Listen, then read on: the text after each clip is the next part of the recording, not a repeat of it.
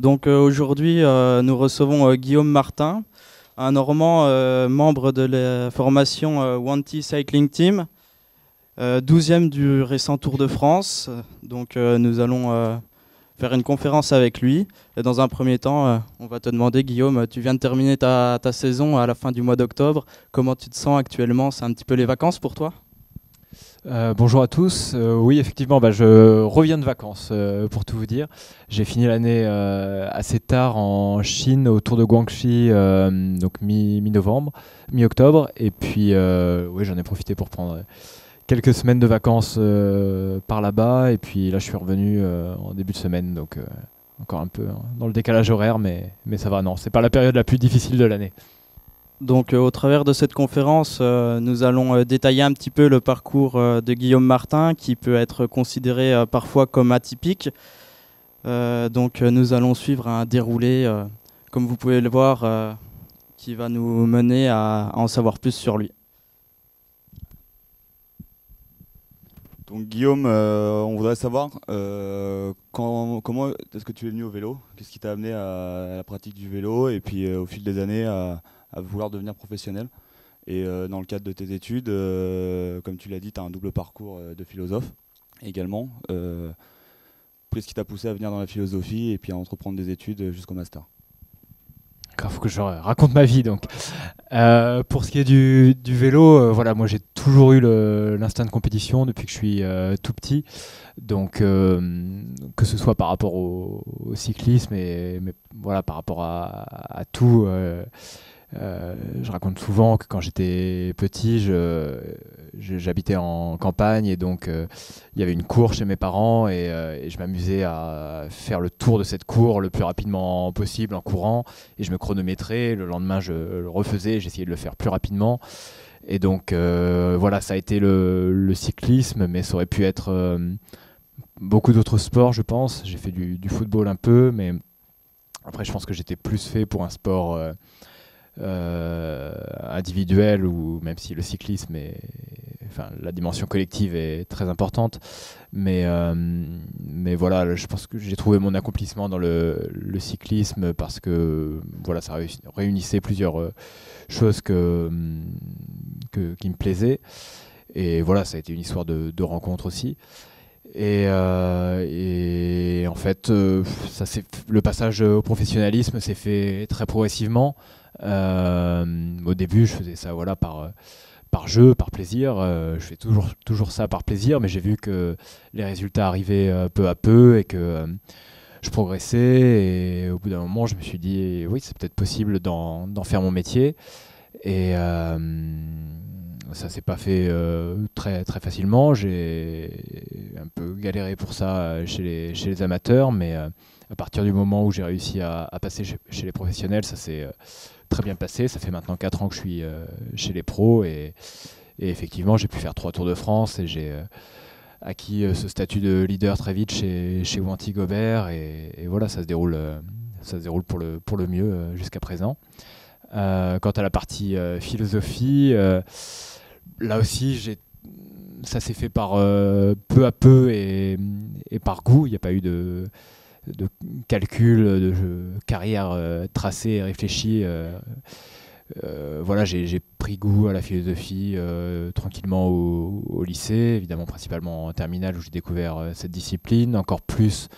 L'année suivante, j'ai fait une année de classe prépa littéraire où là j'ai eu un excellent professeur qui m'a vraiment donné goût à la discipline et je me suis orienté ensuite vers une licence de philosophie, puis un master et voilà. Et donc le fait de vouloir potentiellement devenir professionnel et en plus de tes études, ça a dû être compliqué. Comment est-ce que tu as réussi à gérer ces deux parcours? Ça n'a pas été si compliqué que ça parce que je le voyais pas comme une contrainte ou comme quelque chose de compliqué à mêler de front. Je faisais avant tout ces deux choses-là par goût, comme je l'ai dit. Donc, donc ça passait assez naturellement. Aujourd'hui, oui, je me demande avec le recul un peu comment je faisais pour organiser mes journées, par exemple en prépa où il y a quand même encore beaucoup d'heures de cours, et voilà, j'étais déjà à un niveau en cyclisme qui m'imposait pas mal d'heures d'entraînement, mais voilà, j'arrivais à trouver le temps. Et ensuite à la fac, en licence, je me suis voilà, effectivement j'avais déjà des compétitions dans toute la France, donc j'étais obligé de partir, de louper des cours parfois en semaine, et je m'arrangeais toujours pour rattraper ces cours auprès d'autres étudiants, et voilà, et quand les cours se terminaient tard, j'allais rouler un peu tard, mais voilà, je pense que je faisais ça avec passion, et c'est ce qui expliquait que ça passait bien. Et ensuite le master, en fait, je l'ai fait à distance.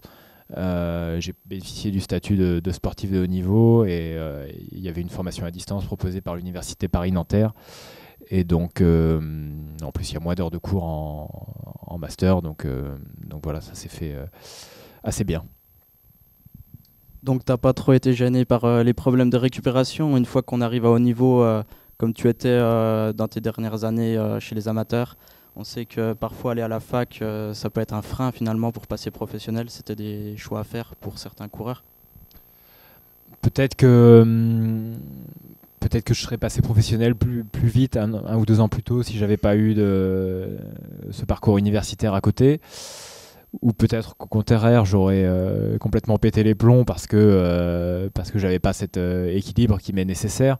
Donc l'un dans l'autre, moi je suis très content de la manière dont ça s'est déroulé, d'avoir mené ces 2 choses de front, et je pense que ça m'a plus apporté que ça ne m'a défavorisé, et voilà.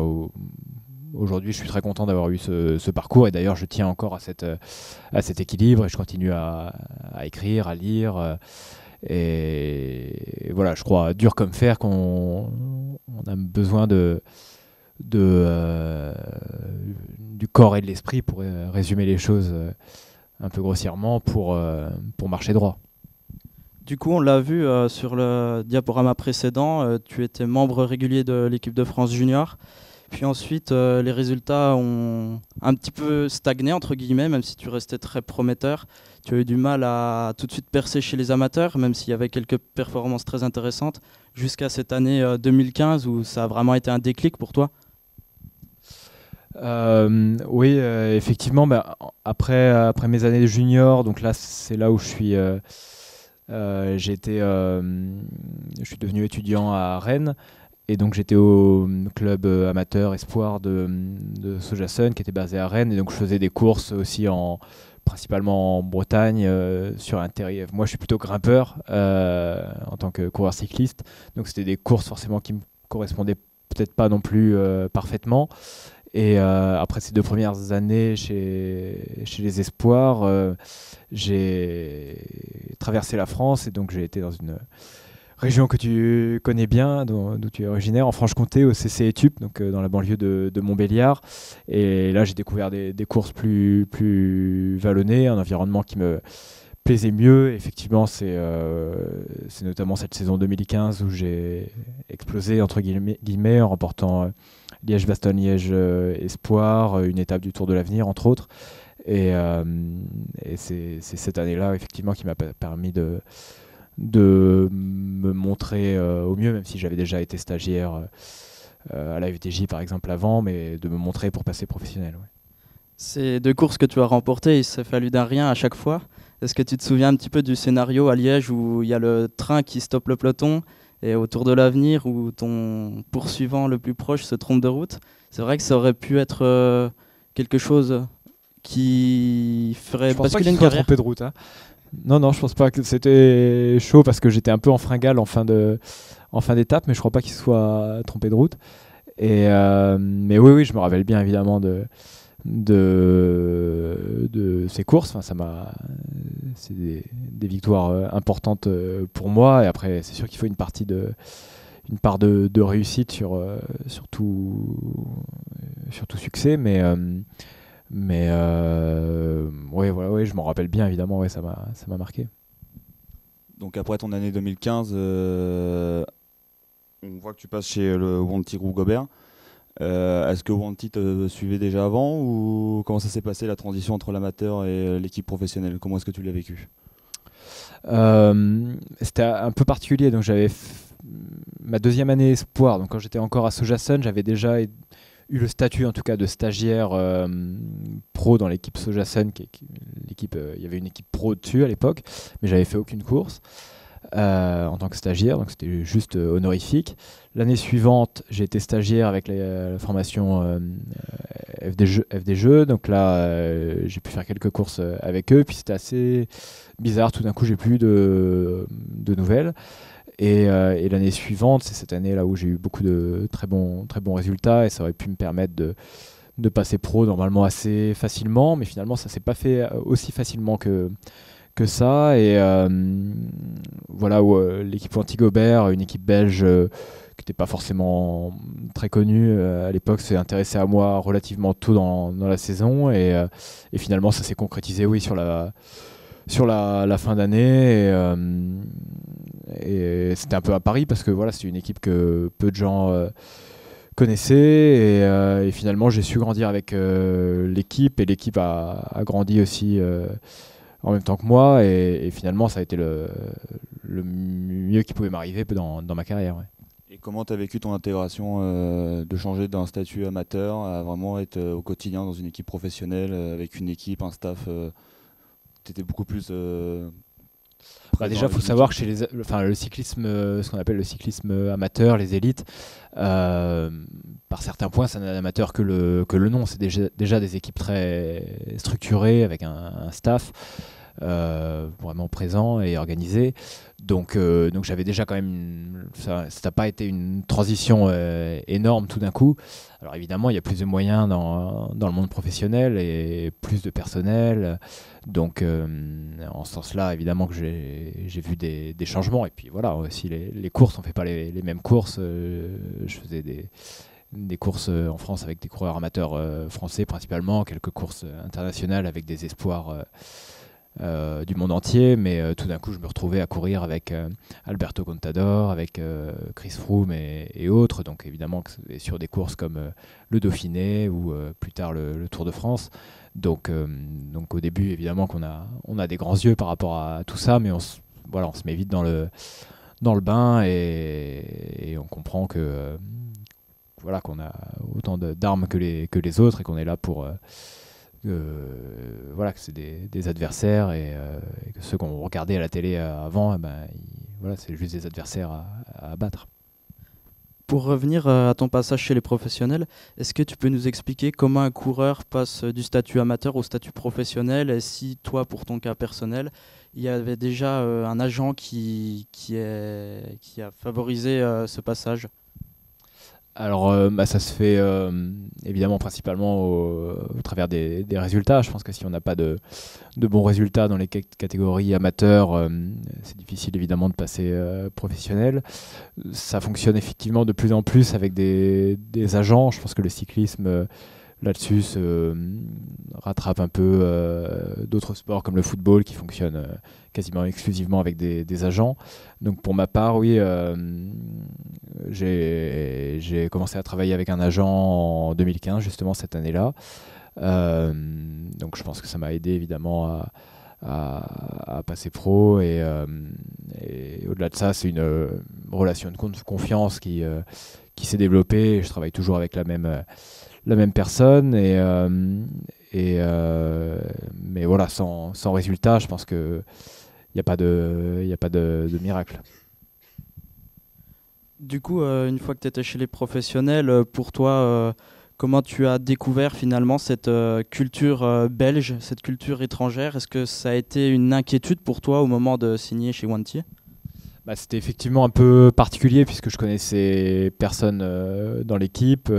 J'arrivais dans une équipe étrangère, même si c'était une équipe wallonne, c'est des voisins. Mais voilà, après je suis arrivé en fait dans une équipe qui est très familiale et où j'ai de suite été intégré et donc ça s'est fait très très facilement et très naturellement. Enfin, on connaît la bonhomie de nos amis belges et leur sens de la fête. Donc voilà, il y a eu un stage d'intégration, un team building, et puis c'était parti. Ouais. Et est-ce que ton équipe, du fait que tu étais encore en études à ce moment-là, est-ce que ton équipe... Non, en fait, c'est bien agencé. C'était l'année où je finissais mon master. Donc, je suis passé pro l'année après avoir décroché mon diplôme. Il n'y a pas eu de frein pour passer pro? Non, pas du tout. Non. Il n'y a pas eu de... Ils ne sont pas intéressés à la question. Est-ce que tu peux nous raconter un petit peu en quoi consiste ton quotidien de coureur professionnel? Tu dois passer pas mal de temps dans les gares ou dans les avions? Pas mal de temps sur le vélo déjà, évidemment. Je fais aux alentours de 30 000 km à l'année sur le vélo, dont la moitié en course à peu près. D'ailleurs, cette année, j'ai 90 jours de course et donc autour de 15 000 km en course. J'ai vu les statistiques, ce qui me classe dans les 3 coureurs au monde à avoir le plus couru. Et à ça, il faut ajouter les jours de stage, évidemment, qui sont nombreux. Une 50aine de jours de stage cette année. Donc effectivement, c'est une vie de beaucoup de déplacements. On peut s'en douter. Je compte les jours où je suis à la maison. Et là, l'hiver, j'ai un peu plus l'occasion, donc je savoure. Mais oui, c'est beaucoup une vie de transport. Mais moi, j'aime ça. Si on n'aime pas ça, ça peut pas marcher. Et moi, j'aime bien découvrir de nouveaux pays, de nouvelles routes, rencontrer de nouvelles personnes, découvrir de nouvelles gares, nouveaux aéroports. C'est génial. C'est également un mode de vie qui implique pas mal de contraintes, notamment alimentaires. Forcément, tu dois faire des sacrifices pour être performant.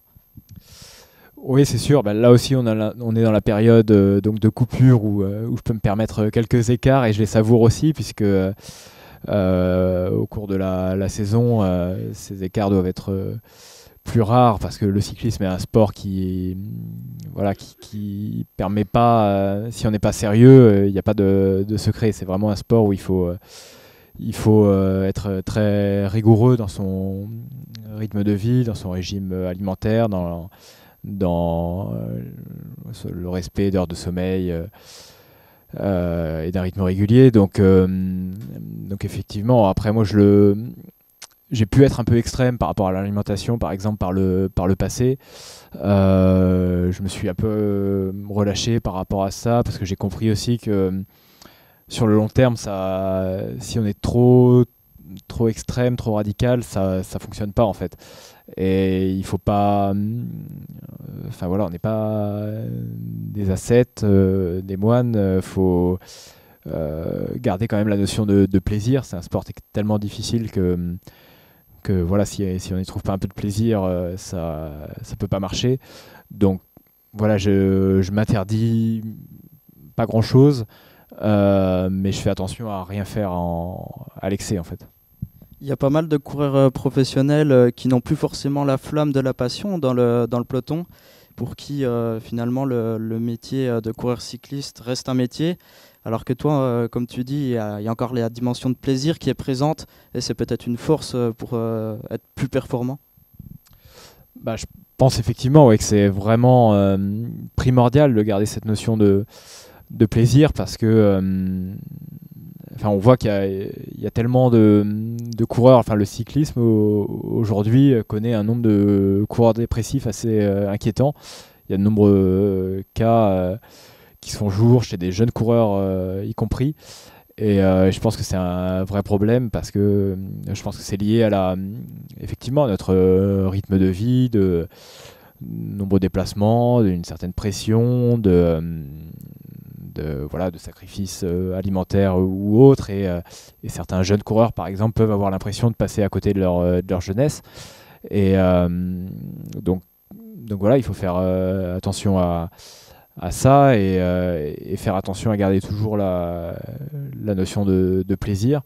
Moi je m'en sors bien par rapport à ça, et effectivement par rapport à ta question, je pense que c'est ça qui me permet aussi d'être performant. Enfin, si là, je lisais dernièrement justement une interview de Romain Bardet qui a vécu la saison dernière, une saison dernière un peu compliquée, qu'il a dû interrompu sa saison assez tôt, qui a pris un peu de recul, et il disait qu'il avait perdu justement cette notion de plaisir et que c'était sans doute pour ça aussi que ses résultats étaient plus à la hauteur de ce qu'il espérait. Ouais. Tu as fait une saison qui a commencé le 31 janvier, tu l'as terminée en Chine fin octobre. Et toi, c'est pas quelque chose qui te fait peur, justement, de courir 10 mois dans l'année pour cette notion de plaisir? Eh ben, je le disais au début, moi j'ai vraiment enfin, je pense qu'on est beaucoup comme ça dans le monde du sport de haut niveau, et puis peut-être dans cette salle. Je suis porté par vraiment un instinct de compétition, et moi ce qui me plaît avant tout dans le cyclisme, ok, j'aime bien m'entraîner, mais avant tout j'aime bien courir, et j'aime bien faire des courses, et j'aime la compétition. Donc en plus, je pense que si ça se passait mal, si à chaque course voilà, j'étais en difficulté, ma position serait différente. Mais là, cette année, j'ai vécu une saison où sur toutes les courses à peu près, j'étais présent et je pouvais jouer quelque chose. Et j'ai un nombre vraiment très important de top 20, de top 10, donc j'étais toujours très, très régulier, toujours quand même actif dans la course. Et donc à ce moment-là, non, je gardais l'envie de courir et de jouer la gagne. Et non, j'ai jamais eu l'impression de saturer cette année. Ouais. Donc tu as signé chez Wanty en 2016, une première année d'adaptation à découvrir le peloton. Et 2017, ton premier vrai résultat, une victoire au Tour du Limousin. Donc là, on a une petite vidéo qu'on va vous faire partager.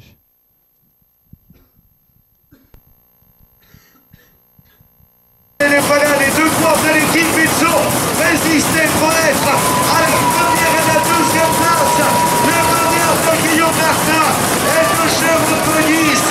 Voilà Guillaume Martin qui obtient la victoire. Jérôme Nice, il s'impose donc de belle manière dans les... Alors, petite question, quand vous êtes deux coéquipiers comme ça pour la victoire, quand la victoire elle est assurée pour vous, comment vous faites pour vous décider qui passe la ligne en premier pour lever les bras? Est-ce que vous vous concertez ou est-ce que vous avez des ordres de votre équipe? Un peu de tout ça. Il y avait le directeur sportif à l'oreillette qui incitait plutôt à ce que je passe la ligne en tête. En fait, donc c'était moi ma première victoire chez les pros. Le coureur avec qui j'étais, Jérôme Bonny, est plus âgé, avait déjà remporté des courses. Donc il y avait une logique en ce sens qui me laisse gagner. Et puis surtout, j'étais ce jour-là plus fort que lui, donc plutôt le moteur du groupe. Donc il y avait aussi une logique sportive par rapport à ça, voilà. Donc 2017, avec cette victoire, tu as acquis un statut de leader. Comment est-ce que tu l'as vécu? C'est l'année où est-ce que Wanty est invité sur le Tour de France. Première année, toi ça va être ton premier Tour de France. Comment est-ce qu'on assume ce statut de leader dans une équipe? Le regard qu'on peut avoir auprès de son directeur de course, au niveau de son sponsor, ça doit mettre une sacrée pression. En fait, le statut de leader, je l'avais déjà un petit peu avant ce moment-là, puisque le Tour de Limousin, c'était mi-août. Et en fait, j'avais déjà participé, par exemple, à mon premier Tour de France au mois de juillet, juste avant. Et déjà dans une position de leader pour la montagne, parce que j'avais déjà eu, même si j'avais pas remporté de victoire avant, j'avais déjà eu des bons résultats, notamment sur des courses montagneuses. Par exemple, l'année précédente, j'avais terminé deuxième du Tour d'Autriche, qui est une course importante aussi au mois de juillet. Et donc voilà, on m'a donné assez vite effectivement ces galons de leader chez Wanty Gobert. Et c'est quelque chose, tu parlais de pression, je ne l'ai jamais vécu comme... Enfin, évidemment qu'il y a de la pression, mais ça n'a jamais été pour moi une pression qui m'accablait et qui m'enfonçait. Ça m'a toujours plutôt élevé. Et je pense que c'est quelque chose qui correspond en fait à mon caractère. Et là aussi, moi, j'aime ça. J'aime qu'on me confie des responsabilités et devoir assumer derrière. Et puis voilà, ça s'est construit d'année en année. Évidemment, les attentes lors de ma première ou là, lors de la deuxième année n'étaient pas les mêmes que les attentes que l'équipe avait cette année, par exemple, où voilà, j'ai mûri. On attendait plus de résultats encore de ma part.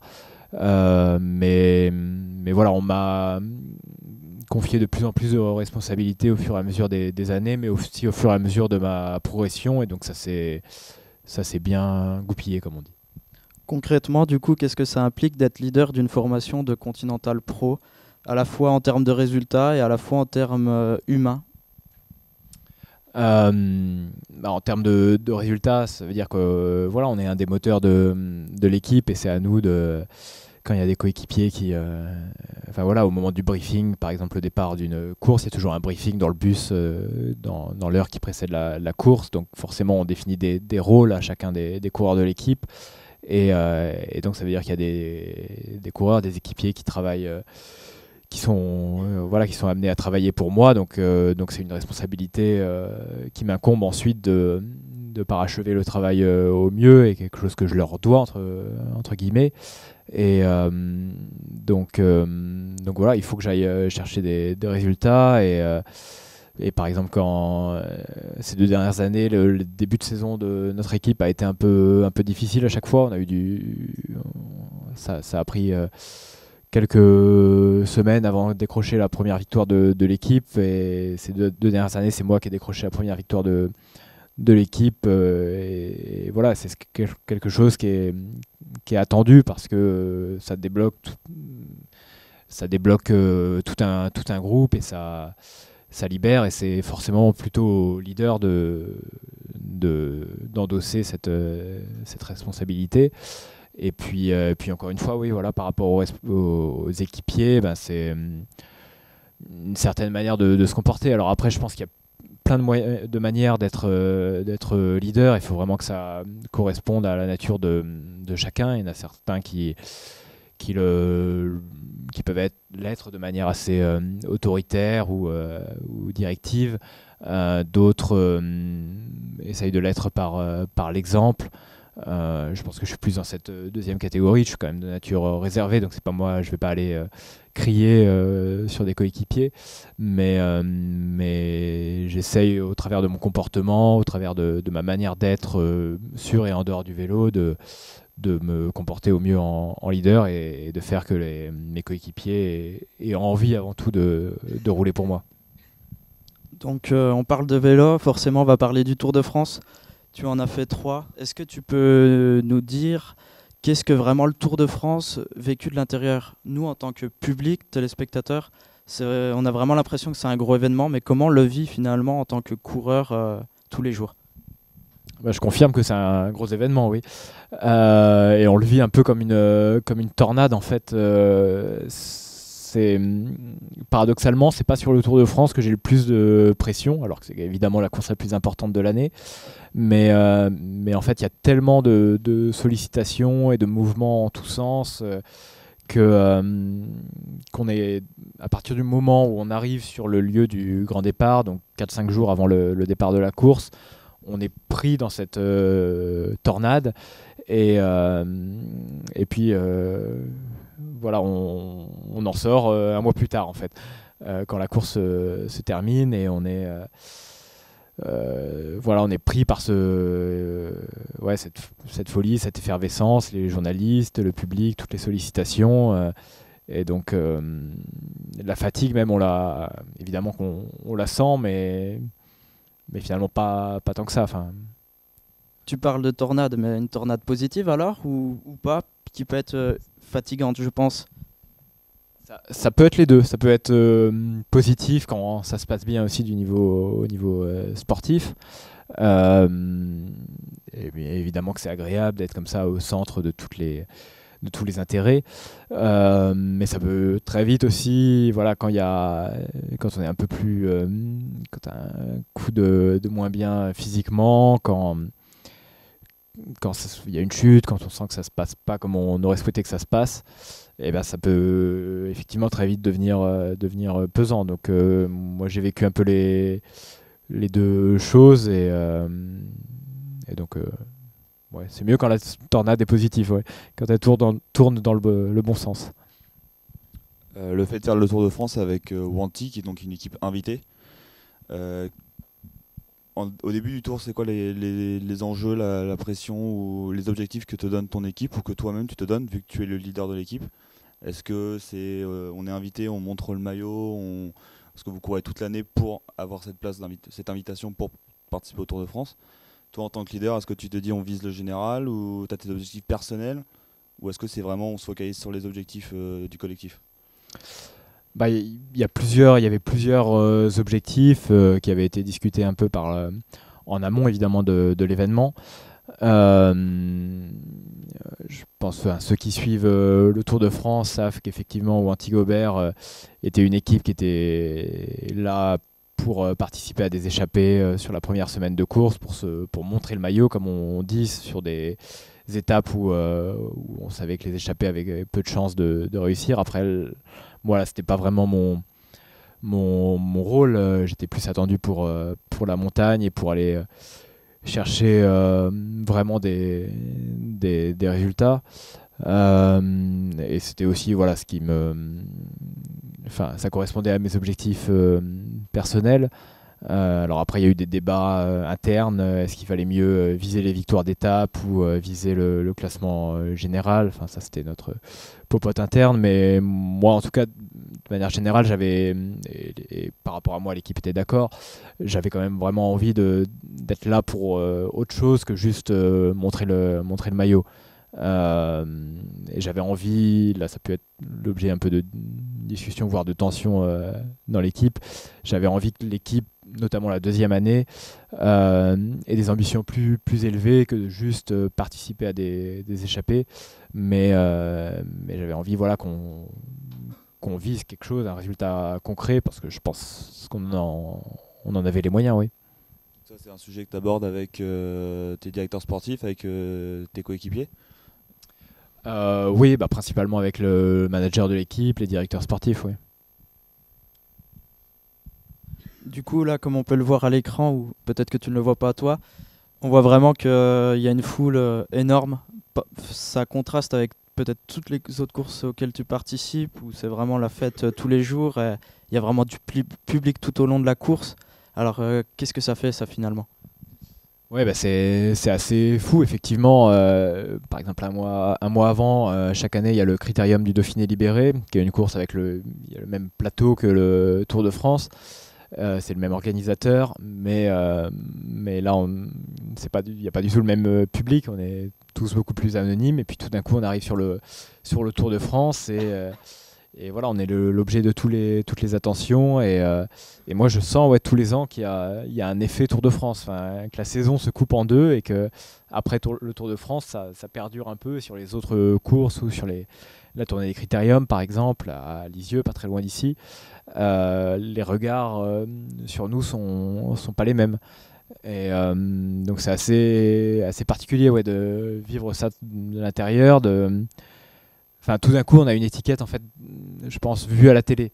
Et donc c'est bizarre d'être au milieu de tout ça et de voir que la perception, que le regard des gens change de ce fait-là. Tu as un coureur qui a beaucoup gagné, finalement, ces 3 dernières années.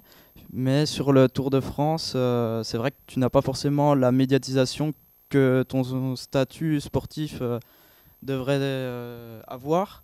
Et finalement, est-ce que c'est pas frustrant ça de gagner des courses et d'être moins médiatisé que certains autres coureurs?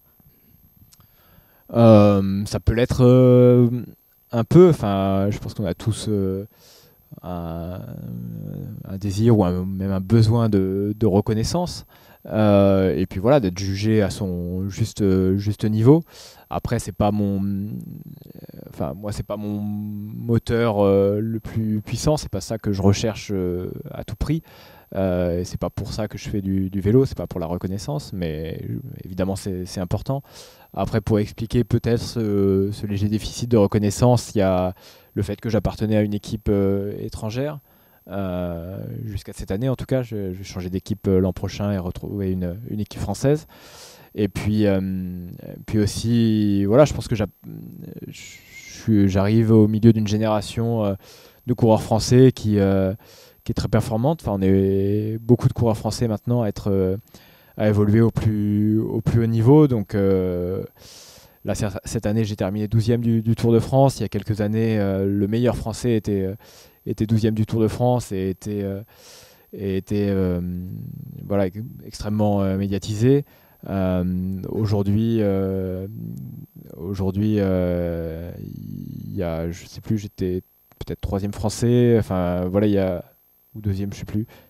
Il y avait Julien, enfin voilà, par exemple, cette année, évidemment, on a beaucoup parlé de Julien Alaphilippe et c'est normal, ou de Thibaut Pinot, et donc quand on se concentre sur certaines personnalités comme ça, ben, on en oublie un peu les autres, et voilà, c'est logique, c'est comme ça que fonctionne le jeu médiatique, ça je comprends. Ouais. Donc, comme tu nous l'as dit, tu as terminé 12e cette année du Tour de France, ta meilleure performance au classement général.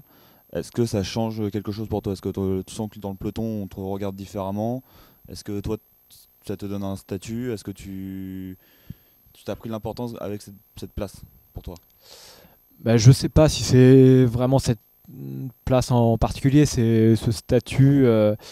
Oui, je le ressens, mais ça s'est construit peu à peu et ça s'est pas fait sur une course. Enfin, depuis le début de l'année, depuis quelques années même, je montre par ma régularité notamment que voilà, je montre ma valeur et donc je suis respecté de ce fait-là. Il y a de plus en plus de débats autour de la spectacularisation du Tour de France. C'est vrai que l'organisation cherche à dynamiser l'épreuve chaque année, à mettre de la nouveauté pour que les téléspectateurs puissent ne pas s'ennuyer. Finalement, quand on est sur le vélo, je pense qu'on ne s'ennuie pas.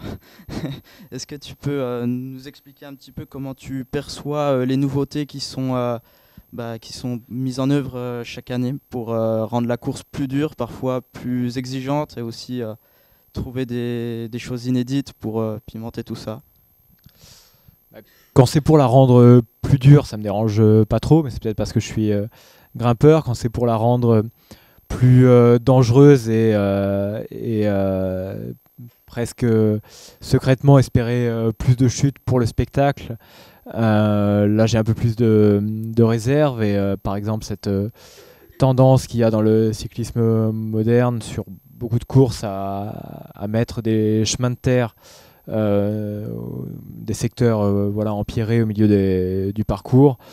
Voilà, j'avoue que je suis pas fan. Enfin, c'est pas ça pour moi, c'est pas ça le cyclisme. C'est pas ça. Enfin, je pense que les courses peuvent être spectaculaires sans ça. Et il y a peut-être d'autres mesures à trouver avant de rendre les parcours plus dangereux.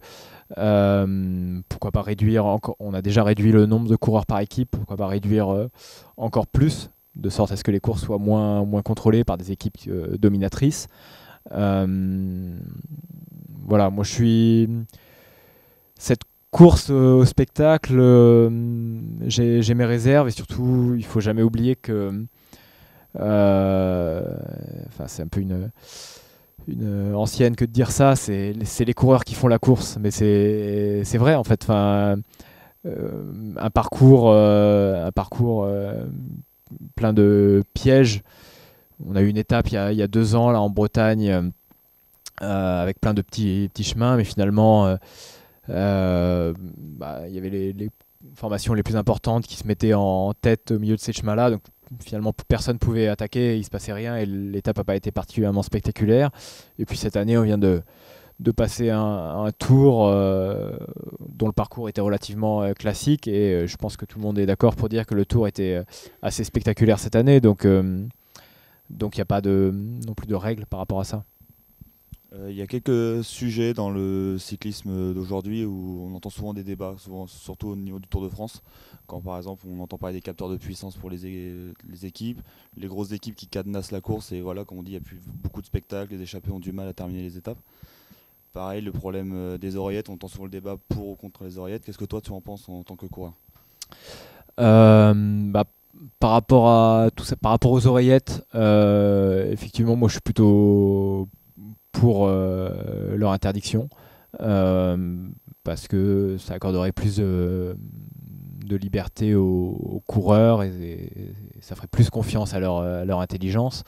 Et ça demanderait à ce qu'on s'organise encore mieux en équipe sans avoir à simplement écouter les consignes de notre directeur sportif. Ceci étant, il ne faut pas non plus survaloriser l'importance de ces consignes. La moitié du temps, on n'entend pas ce qui se passe. Il y a tellement de bruit, on n'entend pas les consignes qui nous sont données. Donc, ce n'est pas non plus le remède miracle. Par rapport aux capteurs de puissance, effectivement, qu'on veut maintenant interdire, je pense que ça changerait absolument rien à la course. Enfin, moi, à l'entraînement, évidemment, je travaille avec des capteurs de avec un capteur de puissance et mon entraînement est quasiment uniquement basé là-dessus. Mais en course, je regarde quasiment jamais mon capteur et en tout cas, c'est certainement pas lui qui va m'interdire d'attaquer ou qui va réguler mon rythme. C'est mes sentiments et comment je me sens. Et donc voilà, et quand bien même on interdirait, on est tellement habitué à travailler avec des capteurs de puissance à l'entraînement que voilà, on sait comment tenir notre rythme dans un col par exemple. Donc je pense que ça c'est un débat de personnes qui connaissent pas bien le cyclisme ou le fait de faire du vélo. Et par rapport au troisième débat, je sais plus, la réduction du nombre de coureurs par équipe, ouais, moi je suis assez pour. Ouais. Du coup, est-ce que quelqu'un a des questions à poser à Guillaume ?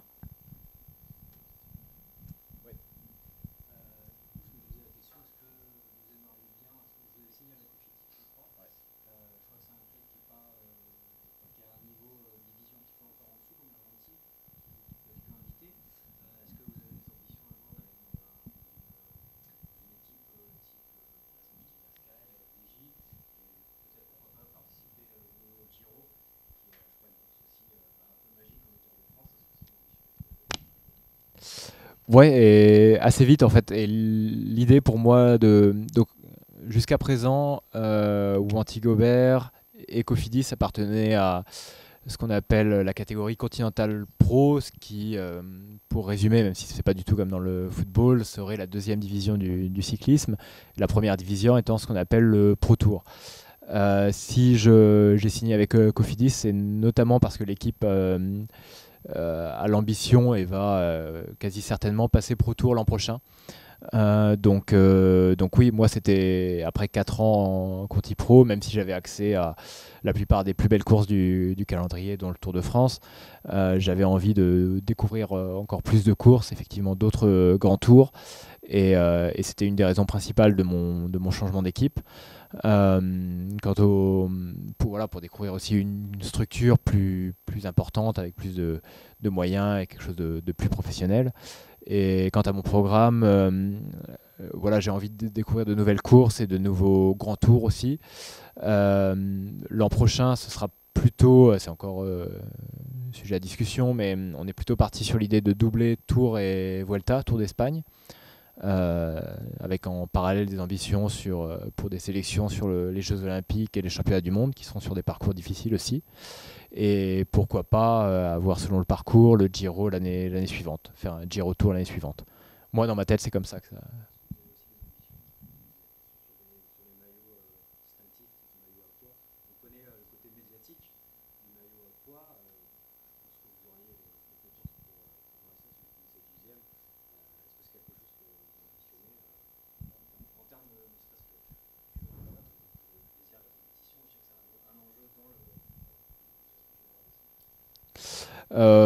Oui, bien sûr. Après, c'est sûr qu'au vu de mon profil, ça fait partie des choses que je peux éventuellement viser. Après, peut-être qu'il me manque un peu pour être le meilleur grimpeur du Tour de France, il faut être un très bon grimpeur évidemment, mais il faut aussi avoir des qualités de sprinter pour pouvoir, en tout cas un certain punch pour pouvoir passer en tête au sommet des côtes, et peut-être que ça me manque un peu. En tout cas, ce que je sais, ce que j'ai appris au fil des années, c'est qu'on ne peut pas tout viser. Et que ça a peut-être été aussi l'erreur cette année d'essayer de viser un peu le général, un peu les étapes, et finalement je pense que j'ai peut-être fait les deux à moitié, ou en tout cas j'aurais pu faire mieux dans chacun des domaines si je m'étais concentré sur un seul objectif. Et donc voilà, ça c'est une discussion aussi à mener avec ma future équipe, mais à mon avis, il faudra faire des choix, et si je vise le maillot à poids, ben, je ne viserai pas un bon classement général, ou inversement. D'autres questions avant de passer à une partie plus philosophique?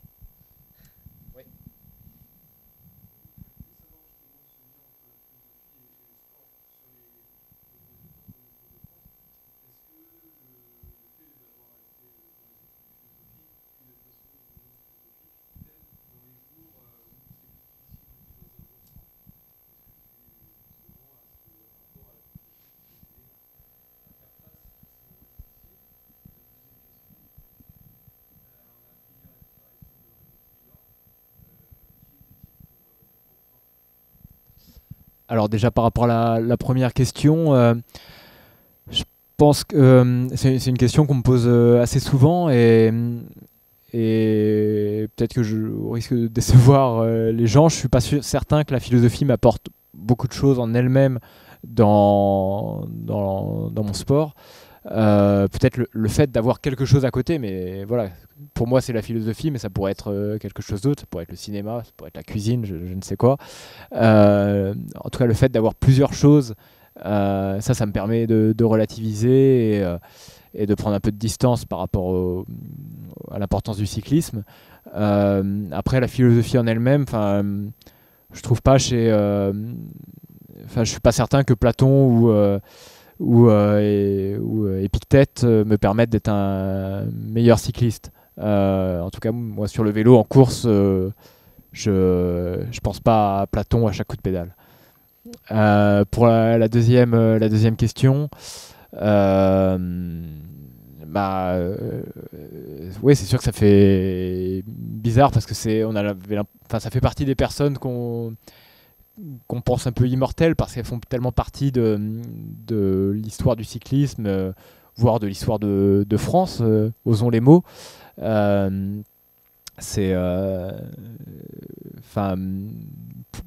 Quand on commence le vélo, par exemple, voilà, quand je faisais mes premiers tours de roue à 12-13 ans, c'était assez fréquemment, j'entendais des gens sur le bord de la route qui me disaient allez poupou, à 40 ans après que lui ait été coureur. Donc c'est dire à quel point il a marqué des générations, et pas seulement les gens qui étaient nés ou en âge de supporter, de suivre cette période du cyclisme. Donc je pense que voilà, c'est quelqu'un qui parle à tout le monde, et aussi à nous, la jeune génération de coureurs cyclistes. Donc maintenant, on va arriver au côté philosophe dont on a parlé en préambule. En fait, tu as fait un master de philosophie, et tu t'es penché sur les travaux de Nietzsche, et tu les as opposés, même si Nietzsche n'a jamais parlé de sport en tant que tel, tu les as rapprochés avec ceux de Pierre de Coubertin, qui est l'un des pères fondateurs du sport moderne. Donc pour toi, c'est quelque chose qui est bâti sur, comme tu l'appelles, sur une erreur, en fait, le sport moderne. On va le voir dans une vidéo, finalement, le fondement de ta pensée.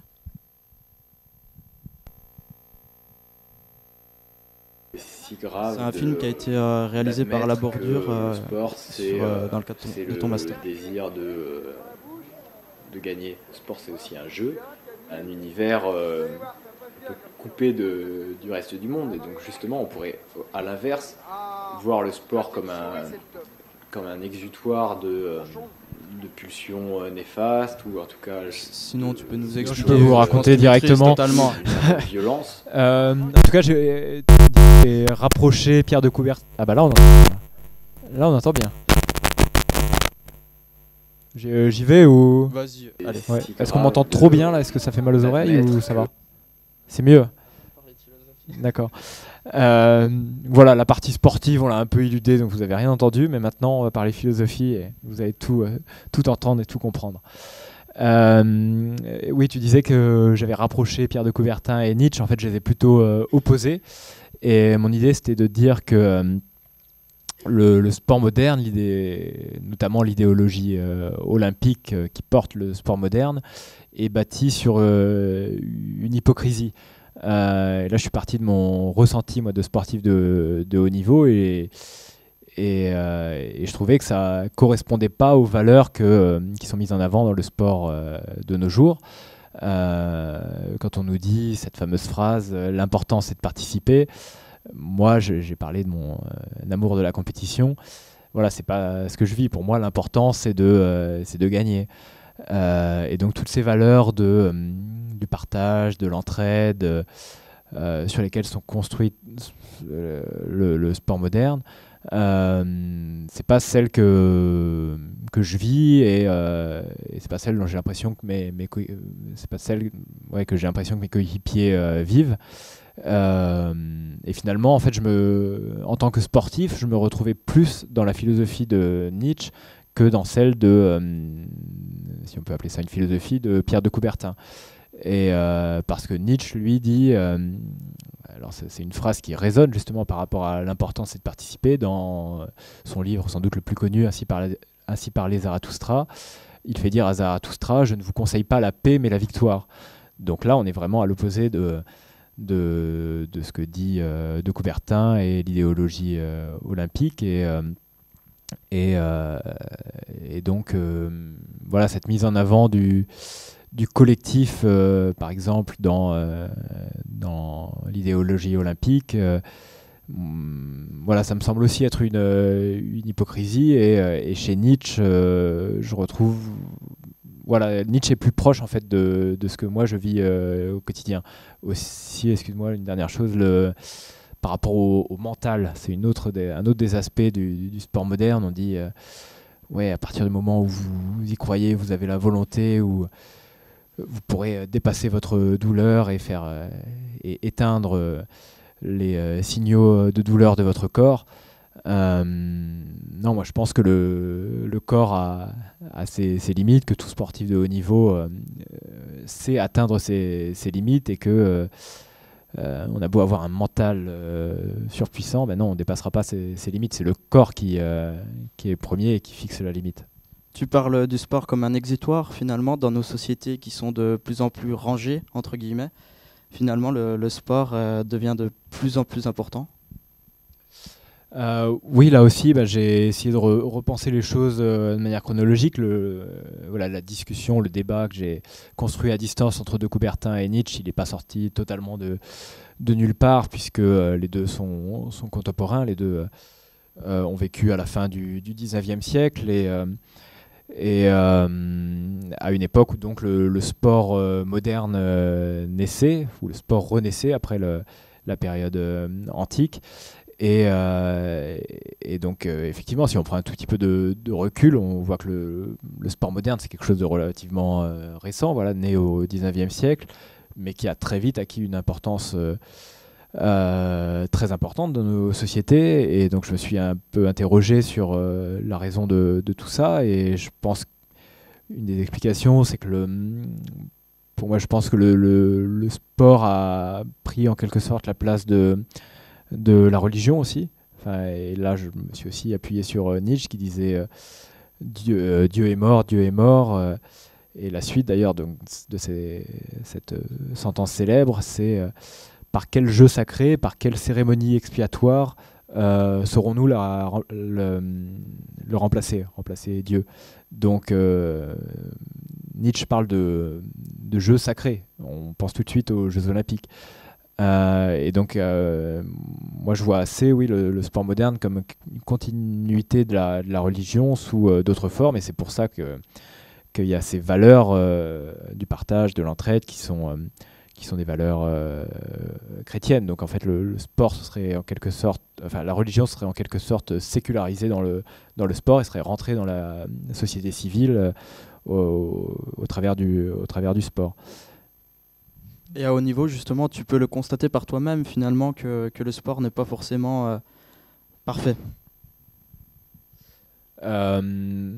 Effectivement, enfin là justement moi c'est cette hypocrisie du sport moderne, je la mettais en valeur à partir des dérives qu'on voit aujourd'hui dans le sport. Alors le dopage, l'argent roi, le culte du corps et un professionnalisme exacerbé, ou toutes ces choses-là en fait sont en fait à l'opposé d'ailleurs des idéaux de base de l'olympisme qui mettait en avant par exemple l'amateurisme. Et donc aujourd'hui on est dans un hyper professionnalisme, mais on continue à vouloir faire croire que non, on peut, le champion c'est il est champion sans effort ou par la seule force de son mental justement. Et donc, oui, toutes ces dérives que je vois aujourd'hui, je les vois comme des témoins de ce que j'appelle l'hypocrisie du sport moderne. Finalement, tu penses qu'un jour, la vision populaire, entre guillemets, pourra s'inverser et adhérer à tes théories? Je sais pas, en tout cas, c'est pas ce que je vais dire. Je pense qu'il va avoir une grande influence et je pense que voilà, les choses vont suivre le mouvement de l'histoire va suivre son cours de lui-même, mais peut-être qu'il faut aller à fond dans les extrêmes du sport moderne pour peut-être que les choses explosent et que ça repart sur d'autres bases. Je sais pas par rapport à ça, mais en tout cas peut-être qu'il y aura une troisième voie, il y aura un troisième sport après le sport à l'époque antique, après le sport moderne, il y aura peut-être quelque chose d'autre qui va se créer. Du coup, on peut le voir, ce côté philosophe et coureur te colle à la peau. Et comme tu l'as dit plusieurs fois, c'est quelque chose qui peut être agaçant. Oui, là ça a été particulièrement agaçant sur mon premier Tour de France, donc en 2017, où c'est là où où les journalistes se sont vraiment accaparés cette double casquette et ont créé un peu mon personnage. Et c'est là où j'ai découvert moi le jeu médiatique. Et il y a eu un premier article en fait dans Libération qui s'appelait Guillaume Martin, le Nietzsche dans le guidon. Et ensuite, voilà, le fait qu'il y ait un premier article, j'avais pas du tout de souci avec ça. Après, ce qui était un peu bizarre là aussi de l'intérieur à vivre, c'était qu'ensuite il y avait plein d'autres journalistes qui me rappelaient pour me poser exactement les mêmes questions que le premier journaliste m'avait posé, et finalement on rentrait dans un cercle où on me posait toujours les mêmes questions et où moi je donnais évidemment toujours les mêmes réponses et donc voilà, on rentrait dans certains automatismes et ça a duré notamment pendant ce premier Tour de France et quelques mois et finalement on parlait plus que de ma double casquette et plus de mes performances sportives en elles-mêmes par exemple ou de ce que je pouvais penser ou écrire en tant qu'ancien étudiant de philosophie. Et donc, mais après, voilà, je trouve que maintenant je le vis mieux. Je pense que ça s'est tassé un peu aussi. Voilà, les journalistes ont peut-être été un peu au bout de la chose et maintenant aussi, au travers de mes performances sportives qui ont évolué, voilà, on s'intéresse plus juste au coureur Guillaume Martin et ça je l'apprécie, ou quand on s'intéresse à la partie philosophique on va dire, on s'intéresse juste à celle-ci et voilà, ça me convient bien. Alors on va repartir sur un peu plus du sportif. Tu as passé 4 ans chez Wanty. Comment est-ce qu'un coureur est avec son employeur? Est-ce que tu t'identifies à ton employeur ou tu t'identifies juste à une équipe sportive? Je caricature, est-ce que si ça avait été un autre sponsor que Wanty, est-ce que tu aurais eu le même affect ou tu aurais cherché à avoir la même relation? Ça a été pour l'instant ma seule équipe professionnelle, donc je ne sais pas vraiment comment je l'aurais vécu avec d'autres équipes. En tout cas, ce qui est sûr, c'est que chez Wanty Gobert, il y avait vraiment cet esprit familial qui fait qu'on s'attache à l'équipe et aux gens qui la composent. Donc j'ai développé des amitiés au sein de l'équipe et voilà, je garderai toujours un lien particulier avec cette équipe. Après, oui, là, notamment cette année, au moment où il était question de changer d'équipe, je me suis posé certaines questions. Vous me demandiez tout à l'heure voilà, si j'avais pas l'ambition d'intégrer des équipes plus UP. Vous parliez de Sky, désormais Ineos, ou d'autres équipes de ce genre. Enfin, j'avais des contacts avec des équipes de ce style-là et je me suis demandé aussi comment je me sentirais à l'intérieur aussi. Par exemple, Ineos, on sait que c'est une marque qui je crois, est dans l'industrie du plastique. Donc c'est pas fort. Voilà, ou de la pétrochimie. Enfin, c'est pas des valeurs, en tout cas, que moi je défends particulièrement. Donc, est-ce que quand on est coureur cycliste, on est promoteur des valeurs oui, des valeurs défendues par la marque qu'on représente. C'est des questions que je me suis posées. Je sais pas si j'y ai totalement répondu, parce qu'après c'est compliqué d'être totalement blanc sur tout ça. Donc je pense qu'il faut aussi faire la part des choses entre nous coureurs et l'équipe qu'on représente, ou le sponsor qu'on représente. Mais en tout cas, oui, c'est sûr que moi j'ai une vraie réflexion par rapport à ça, et j'ai une vraie réflexion par rapport à ça. Ouais. Du coup, ton comportement en course et même ton comportement humain, est-ce que tu es conscient que ça peut jouer sur l'image du sponsor? Et du coup, si c'est le cas, est-ce que tu t'adaptes en fait en fonction des valeurs que tu veux renvoyer? C'est évident. Enfin, quand on porte des couleurs, on est responsable de ce qu'on fait avec le maillot qu'on a. Et d'ailleurs, dans nos contrats, il y a certaines choses qu'on a le droit ou pas le droit de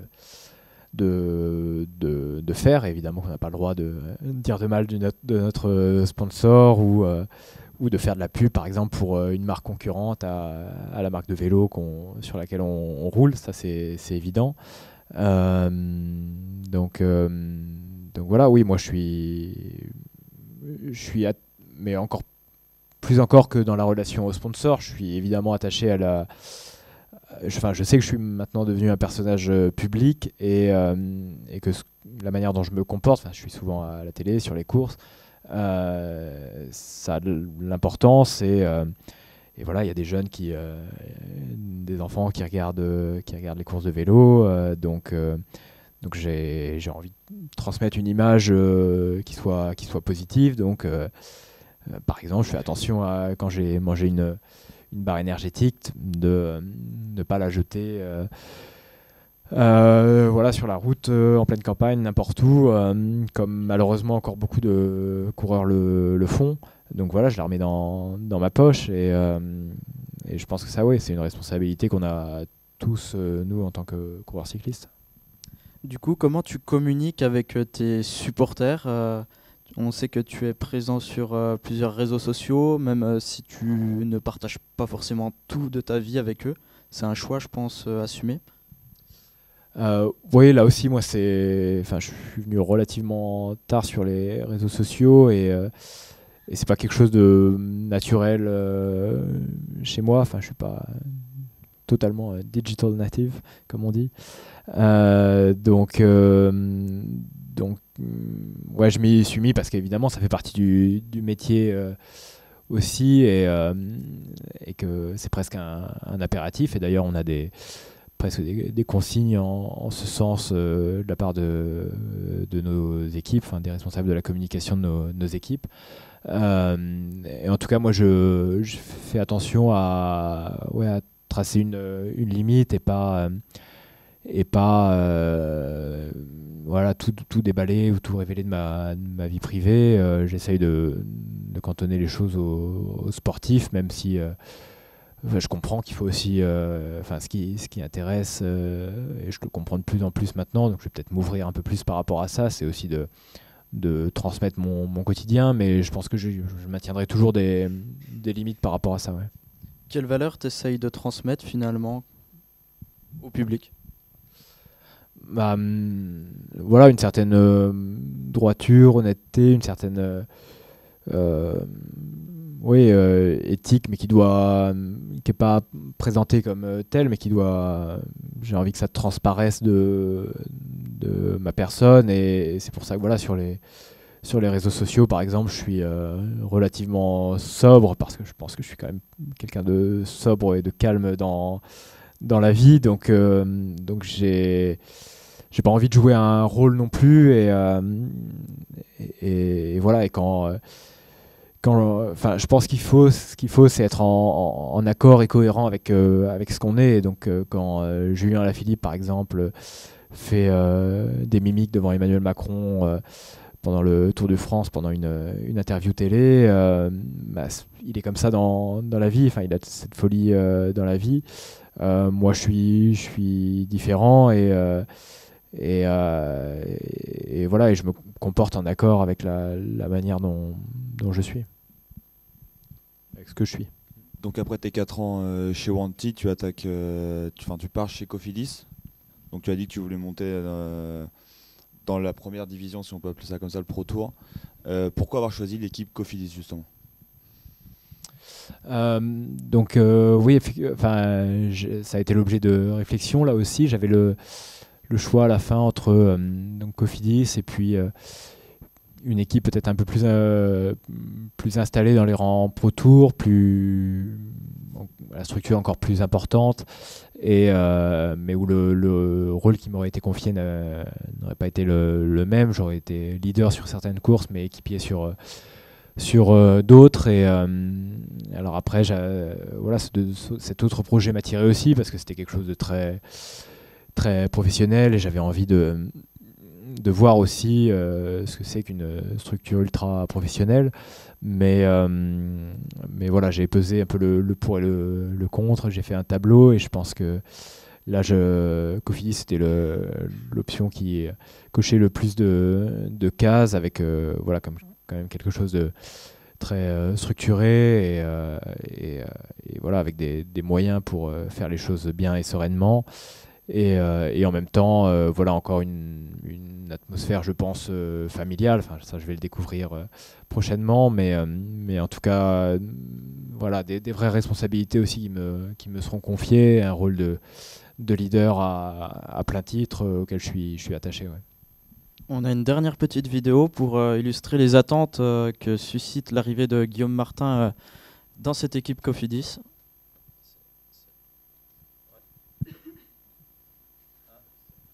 On n'a pas de vidéo.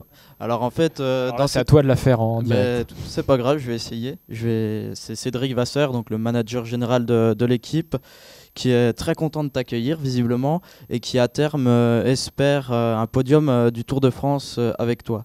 Donc ça traduit des grands objectifs avec toi, et surtout une grande motivation pour construire un nouveau projet. Oui, c'est sûr que c'est très ambitieux, évidemment. Et je pense que faut que j'apprenne à connaître Cédric Vasseur, mais je le connais déjà un petit peu, et je vois qu'il peut... voilà, qu'il est vraiment nourri de cette ambition, et qu'il peut s'emporter là-dessus. Alors après, moi, je m'interdis rien. Enfin, je veux bien faire podium du Tour de France dans quelques années. En tout cas, je veux m'en rapprocher au maximum. Et moi, voilà, là aussi, l'ambition, ou c'est pas quelque chose ou les attentes qu'on peut avoir par rapport à moi, c'est pas quelque chose qui me fait peur, ou qui va, à mon avis, me rendre moins bon. Au contraire, moi, je vois ça comme un signe de confiance, et comme voilà, l'envie d'aller le plus haut possible ensemble. Et moi, je souscris à cette ambition. En plus du Tour de France, est-ce que tu as d'autres objectifs sur d'autres types de courses? On pense par exemple aux classiques, la Flèche Wallonne, Liège-Bastogne-Liège, le Tour de Lombardie. Est-ce que c'est des courses qui t'attirent et sur lesquelles toi aussi tu espérais faire des résultats par la suite? Oui, bah déjà l'idée de venir chez Cofidis, c'était aussi de découvrir de nouvelles courses. Donc, par exemple le Tour de Lombardie, des courses auxquelles j'avais pas accès avec Wanty Gobert.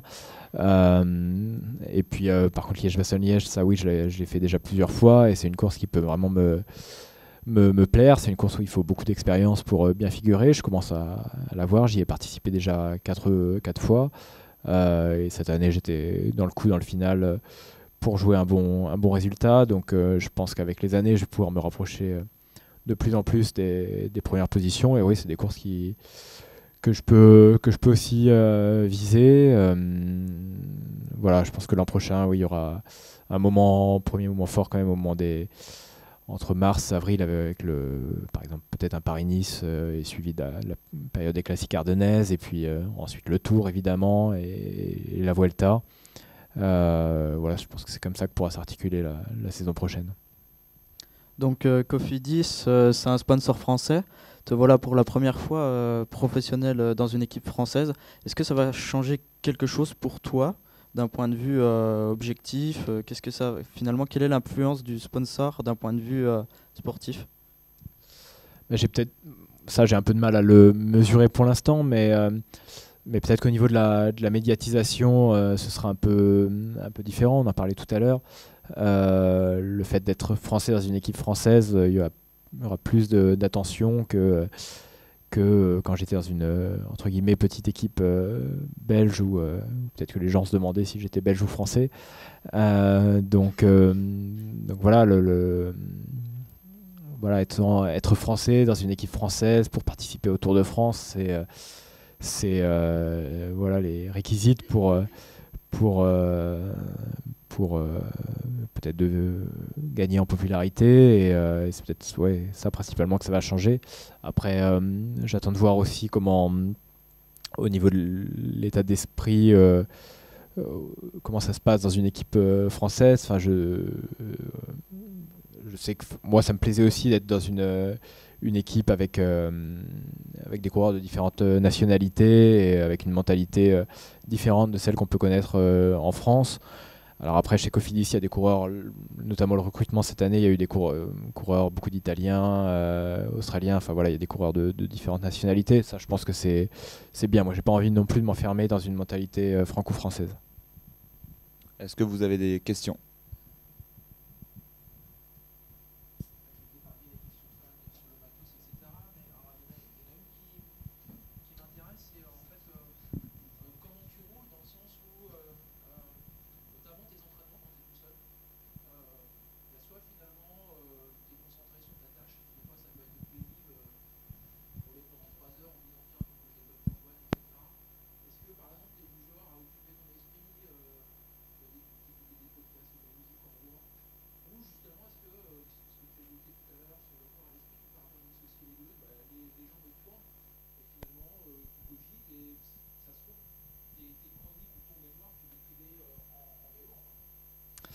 Il y a un peu de tout ça. Un peu, quand on fait 30 000 km à vélo dans l'année, on peut passer par différents états.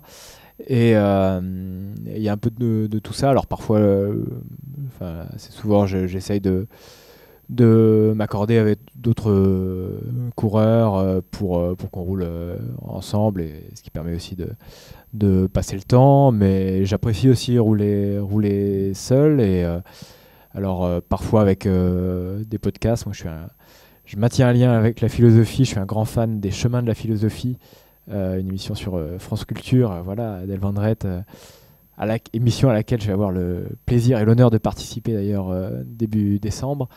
Et donc ça, voilà, il m'arrive assez fréquemment d'écouter cette émission ou d'autres sur le vélo.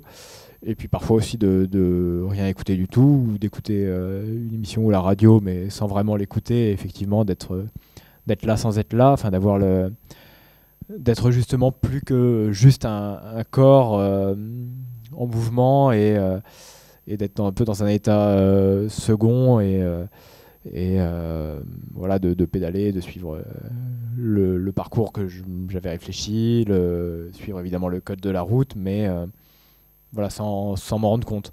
Et puis après, les sorties d'entraînement sont aussi rythmées par les exercices, l'entraînement moderne en cyclisme, mais je pense dans tous les sports, c'est pas du tout seulement du foncier et voilà, de l'entraînement à 30 km/h. Il y a beaucoup d'exercices spécifiques et donc la sortie est aussi bien rythmée par ça. Ouais. Est-ce que tu t'entraînes à lever les bras à l'entraînement? Non, pas spécialement. D'ailleurs, j'ai pas de gimmick particulier comme Alberto Contador pouvait l'avoir à son époque. Moi, quand je lève les bras, je le fais de manière assez sobre, là encore à mon image. Et donc, et puis en plus, voilà, quand on passe la ligne, on est tellement content. Il y a tellement de sentiments qui se mêlent que on réagit instinctivement et on calcule pas le mouvement qu'on fait.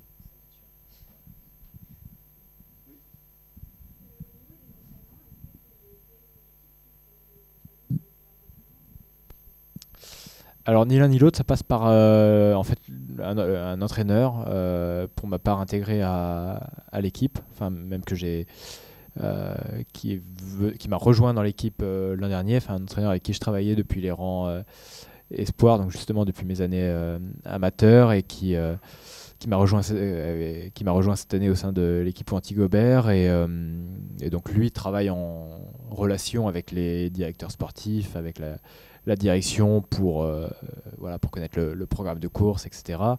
Mais voilà, c'est plutôt en lien avec directement une personne spécifique chargée seulement de l'entraînement. Et d'ailleurs, il y a certains coureurs qui travaillent avec des entraîneurs extérieurs au groupe sportif. Le cyclisme est un peu particulier par rapport à ça, évidemment, que dans les autres sports collectifs, puisque si on inclut le cyclisme comme dans les sports collectifs, dans les autres sports collectifs, on est quand même tenu, dans le football, dans le rugby, etc., de s'entraîner ensemble et presque de vivre ensemble pour développer des stratégies collectives. En cyclisme, en fait, on s'entraîne chacun de notre côté. Donc moi, mon équipe est belge, basée la frontière française, mais en Belgique. Mais il y a des coureurs qui habitent en Normandie, d'autres beaucoup en Belgique, aux Pays-Bas. Il y en avait un Néo-Zélandais qui habitait en Espagne. Et on se retrouve seulement sur les courses et sur des stages dans l'hiver. Donc c'est un peu particulier aussi par rapport à ça.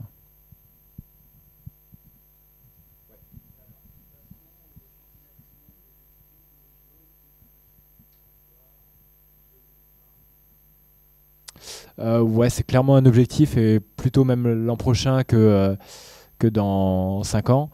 Parce que au 2024 à Paris, je vois pas trop comment ils vont faire un parcours vraiment difficile. Donc je pense que ce sera pas pour moi. En revanche, l'an prochain, c'est à Tokyo. On annonce le parcours très difficile. Et il y a eu cette année le test event. Enfin, à chaque fois, sur toutes les épreuves, il y a un an avant, il y a des compétitions pré-olympiques pour que l'organisateur aussi s'étalonne et puis que les équipes découvrent les parcours.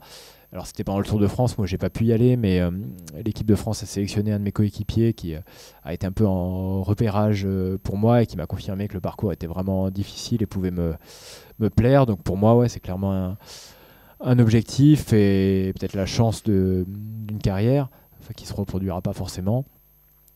Donc oui, c'est un objectif. Après, il y a seulement, je crois, 4 ou 5 places. Donc la concurrence va être rude, mais c'est clairement une ambition. Et donc cette année, les championnats du monde aussi sont très difficiles. Donc les ambitions sont sur les 2 événements.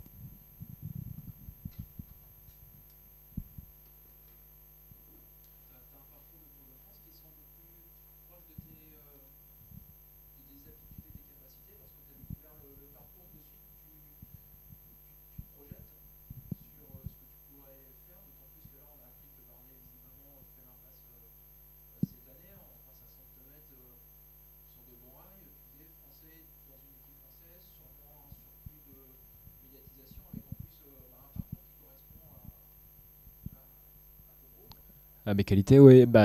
Alors, cette année, c'était la première année où j'étais pas présent à la présentation du Tour, puisque j'étais en Chine, donc j'ai vu ça un peu de loin, mais je me suis quand même intéressé évidemment à la question. Et peut-être qu'avant, je pouvais me dire, oui, l'an prochain, ce serait peut-être bien juste de viser les victoires d'étape. Mais là, quand on voit le parcours, c'est vrai que c'est un parcours qui peut vraiment me convenir pour faire un bon classement général. Alors, peut-être pas podium, mais faire mieux en tout cas que ma 12e place, en tout cas intégrer le top 10. Donc voilà, faudra.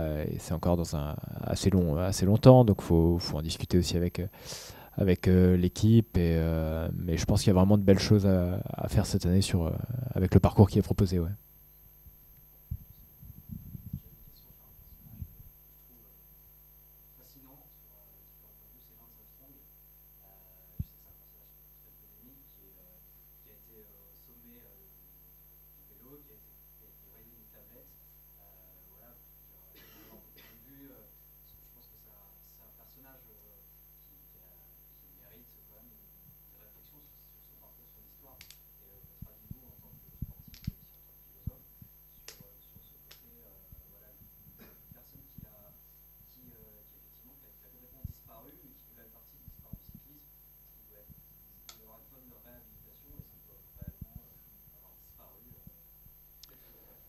Réhabilitation, je pense pas, puisque voilà, il y a quand même eu cette, voilà, ce dopage a été avéré et moi je suis toujours un peu mal à l'aise, par exemple, par rapport au discours qu'on entend souvent par rapport à Armstrong, mais par rapport aussi à d'autres.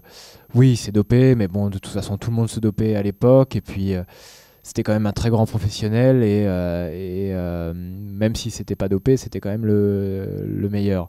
Moi, je pars quand même du principe que à partir du moment où le dopage est avéré, et là aussi il faut être précautionneux par rapport à ça, il ne faut pas jeter des accusations non plus n'importe comment, mais là en l'occurrence le dopage est avéré, ça jette l'opprobre sur toutes les performances. Là par rapport au championnat du monde l'an dernier, Alejandro Valverde, tout le monde s'enthousiasmait qu'il devienne champion du monde, et tout le monde oubliait qu'il a lui aussi été suspendu 2 ans pour dopage. Alors évidemment on a le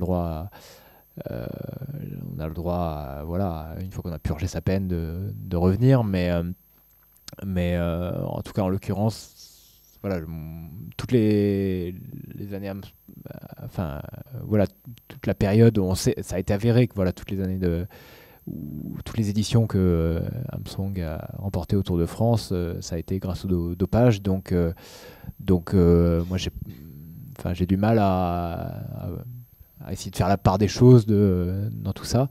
Après, à l'inverse, c'est vrai que je suis également mal à l'aise quand je vois que son nom est... quand on voit le palmarès du Tour de France, il y a Lance Armstrong et puis son nom est rayé. Donc là, c'est aussi un peu une forme de réécriture de l'histoire, et surtout, c'est un peu ce côté chasse aux sorcières qui me gêne, parce qu'on n'en fait pas de même avec d'autres coureurs dont le dopage est tout aussi avéré. Donc pourquoi on se focalise sur ce personnage et pas sur d'autres qui, par le passé, c'est ça qui est... voilà, c'est peut-être un peu facile de désigner un seul coupable aussi. Donc voilà, ma position elle est un peu nuancée par rapport à ça. Et justement par rapport au dopage, toi, vu que tu es dans le peloton professionnel, tu as certainement dû entendre vous êtes tous dopés, voilà, c'est un sport qui porte une lourde réputation. Comment est-ce que toi tu le perçois? Est-ce que ça te passe au-dessus? Est-ce que tu comprends que les gens soient toujours réticents par rapport à se passer sulfureux comme Armstrong ou d'autres coureurs? Et est-ce que tu trouves vraiment que le cyclisme progresse dans ce sens pour que le dopage soit une mauvaise page du cyclisme, comme on peut le dire? Oui, c'est aussi un peu pour ça que j'ai du mal à pardonner à Armstrong, c'est parce que j'en pâtis tous les jours, et effectivement l'image qui nous est accolée à nous cyclistes de tous dopés, c'est parce que à cette époque-là, effectivement, tous n'étaient certainement pas dopés, mais le dopage était, je pense, assez généralisé, peut-être encore plus dans les années 90 que dans les années 2000. Et donc, il y a eu cette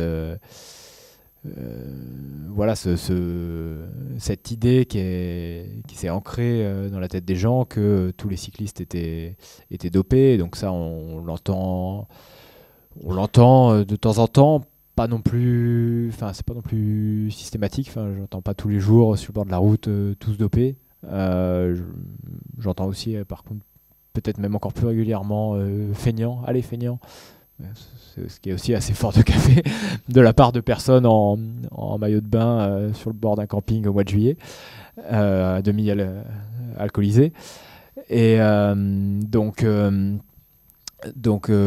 voilà, et ce qu'il ne faut pas oublier aussi par rapport au dopage, et ce que j'essaye toujours de mettre en avant, c'est que le cyclisme est certainement le sport qui fait le plus d'efforts pour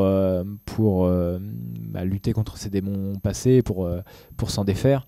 Et donc voilà, je pense que c'est le sport où on est le plus contrôlé. Et si on regarde d'ailleurs les statistiques de manière très objective, par rapport le nombre de cas positifs en cyclisme par rapport au nombre de contrôles, je pense que le cyclisme arrive en 10 ou 15e position des sports. Il y a 10 sports où la proportion de dopés par rapport au nombre de contrôles est plus important. Donc moi, je suis convaincu que ce sport s'est énormément assaini depuis quelques décennies. Et moi, en tout cas, j'ai pas le sentiment d'être entouré de dopés ou voilà, peut-être justement quand j'ai commencé le vélo, quand j'étais dans les catégories jeunes, je me disais c'est impossible de passer pro parce que j'avais cette idée en tête de tous dopés et c'est pas possible d'être pro sans être dopé. Et puis j'ai franchi les échelons peu à peu et je me suis dit bon, voilà, c'est impossible de participer au Tour de France sans être dopé. Et puis finalement, j'ai participé au Tour de France sans être dopé et voilà, ça s'est bien passé. Ensuite, c'est impossible de faire top 20 sans être dopé. C'est impossible de terminer 12e du Tour de France sans être dopé. Et puis, je me rends compte que j'y arrive. Donc voilà, jusqu'où c'est possible, je sais pas. Mais en tout cas, moi, je fais confiance à... J'ai envie de faire confiance à tout le monde et très clairement, il y a certains coureurs que je connais très bien, parmi les meilleurs coureurs français, et je leur fais 100% confiance. Hein. Ça te laisse pas un sentiment d'injustice finalement, cette étiquette qu'on colle au vélo, alors que dans d'autres sports, finalement, il y a des failles, on va dire c'est des sports qui sont beaucoup moins contrôlés et qui jouissent d'une réputation beaucoup plus positive auprès du grand public. Oui, mais je pense que tout cycliste, on s'est accommodé on a presque le sentiment qu'on est obligé de se justifier parce qu'il y a cette histoire du cyclisme. Et donc, on est redevable aux gens de se défendre. Et donc, oui, c'est injuste, mais voilà, tous les coureurs cyclistes l'acceptent. On est tous, par exemple, soumis, vous avez peut-être entendu parler du système Adams, du logiciel Adams.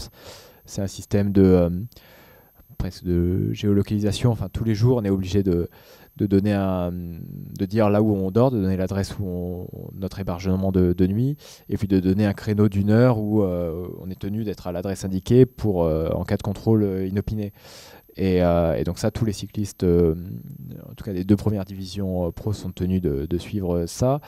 Et je crois savoir que dans le football, il y a un joueur par équipe, et ça tourne tous les 6 mois, qui est soumis à cet impératif. Donc ça veut dire que peut-être au PSG, il y a un joueur tous les 6 mois qui doit faire ce que tous les cyclistes pros du monde entier doivent faire tout le temps. Donc évidemment qu'il y a une injustice, mais bon, je pense qu'on l'a tous tristement intégré. Y a-t-il des autres questions ?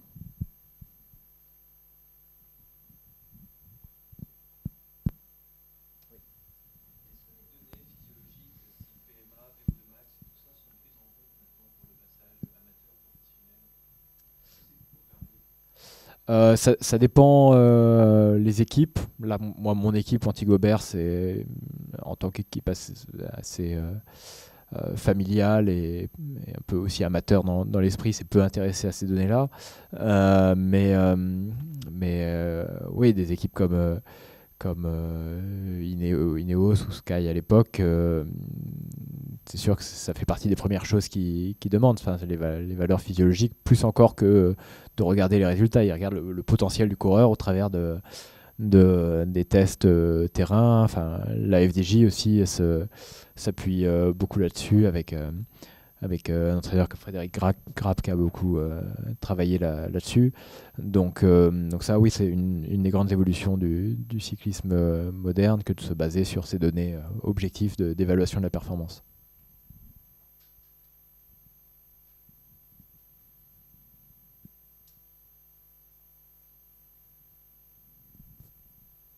Merci beaucoup, Guillaume. Et ben, merci à tous, merci à vous.